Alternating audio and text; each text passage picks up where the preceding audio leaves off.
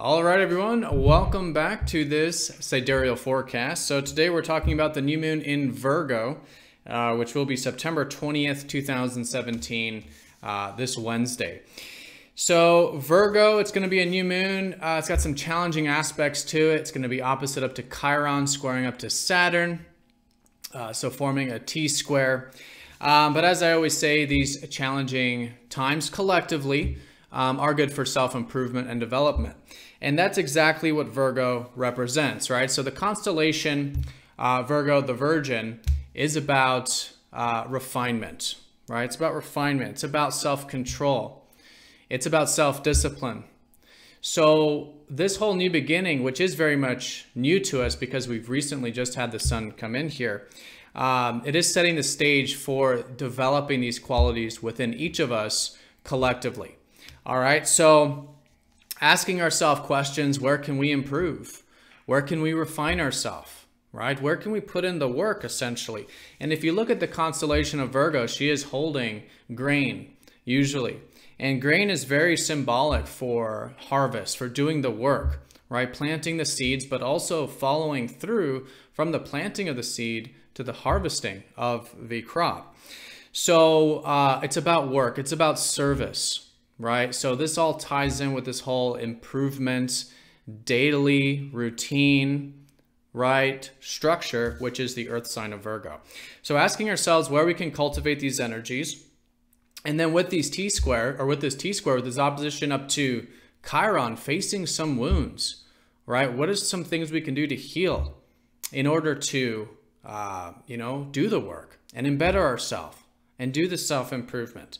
And with the square up to Saturn, remembering to see the big picture, right? Saturn is all about the slow and steady big picture energy.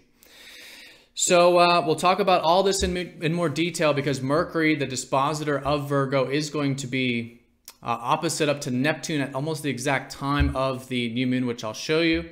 And Mercury being in Leo is symbolic for the fact that it'll be through our passions that we'll be developing this refinement. All right, so let's go and look at all of this in more detail.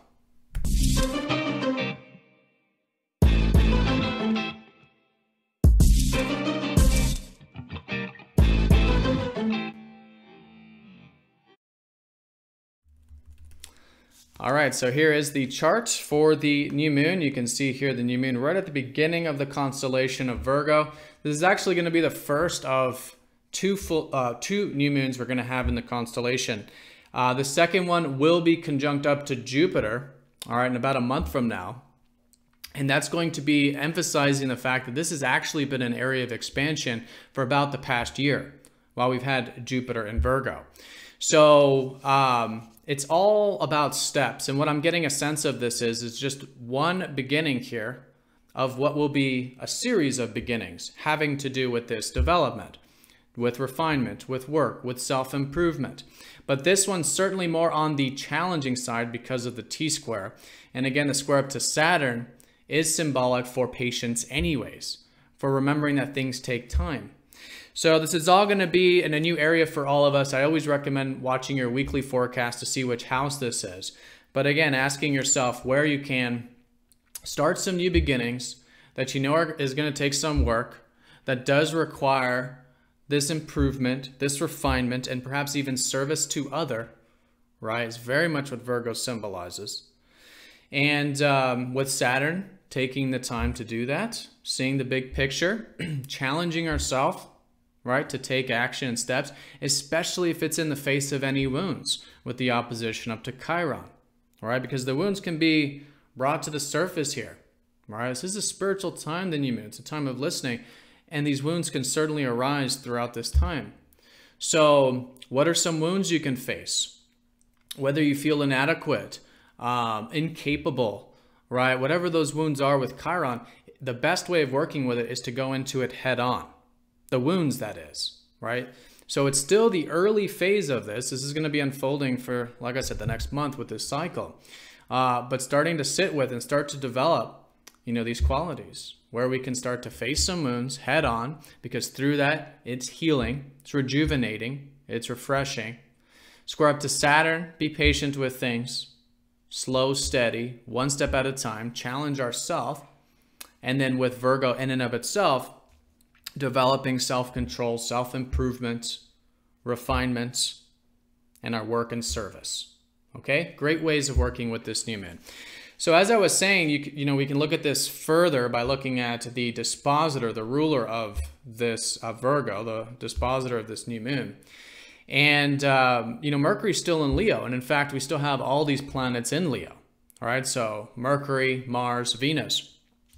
Now, the thing is today, as you can see here in the transit graph, it just so happens that at almost the exact time of this new moon, which will be at 00:57 Eastern time in the Americas, we've got Mercury opposite up to Neptune at 23:49, so almost within an hour. This is very synchronistic. Of course, this doesn't always happen, especially not with the ruler of the new moon. So I think this is very important to take into account. I think it's particularly about this importance of balance, which is what oppositions are all about. And the balance, I think, is with the qualities of Virgo, which is, yes, about self-improvement, but also those of Neptune. And the reason this is important is because Neptune naturally rules Pisces, the constellation opposite Virgo.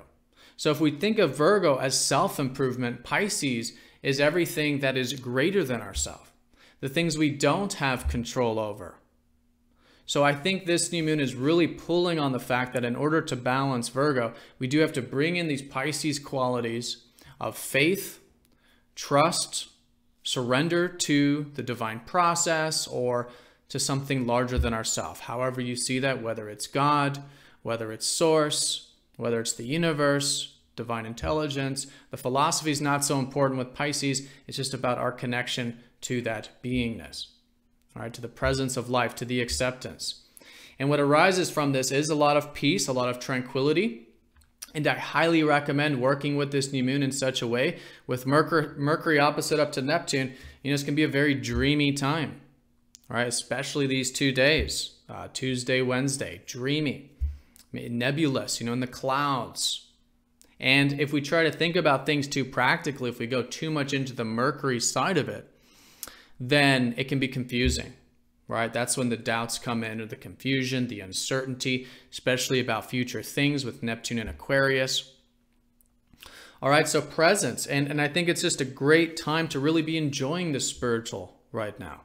Enjoying the spiritual, especially leading up to this new moon, by the way. Monday, Tuesday, we're going to be at the ending phase of this last cycle. And so it's always a good time to retreat, listen, meditate, get our alone time, whatever it is, but really for this whole time period with this sort of aspect. Okay, so enjoy it. See the beauty of spirituality. Get your rest, get your alone time, relaxation, tranquil things, and music and arts and anything that really helps you get in touch with your imagination and your intuition, you know, this receptive stuff in life. And that, I think, will very much balance out what is this Virgo energy, because again, opposite all of that spirituality of Pisces is about doing the work, right? Is about grounding our spirituality, but we can't have one without the other, right? We have what we do have control over, which is ourself, again, our refinement, our work, right? But then there's everything else we don't have control over, and getting into that so we can develop that peace and tranquility. All right, so that's the new moon. And the fact that, again, Mercury is in Leo, especially conjunct Mars, is a lot of fire energy suggesting that, you know, Leo has been about developing our passion, right? So it's still a time of developing our passion, still asking ourselves those types of questions, what it is we're passionate about and how we can develop that. So this new moon is likely suggesting that it's through our passions we'll be developing this work and this improvement. All right, whatever it is.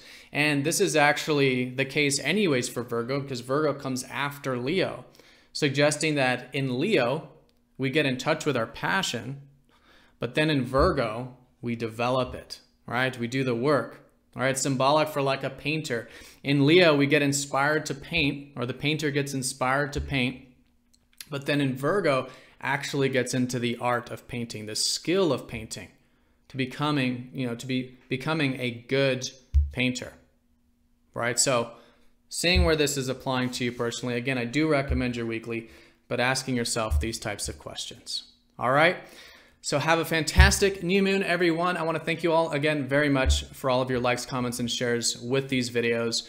If you have any questions at all, please feel free to comment down below. I'll do my best to answer them. And very soon, actually probably tomorrow, I'm going to do that video answering the questions from the last daily walk. But yeah, have a great new moon, and I'll see you all very soon.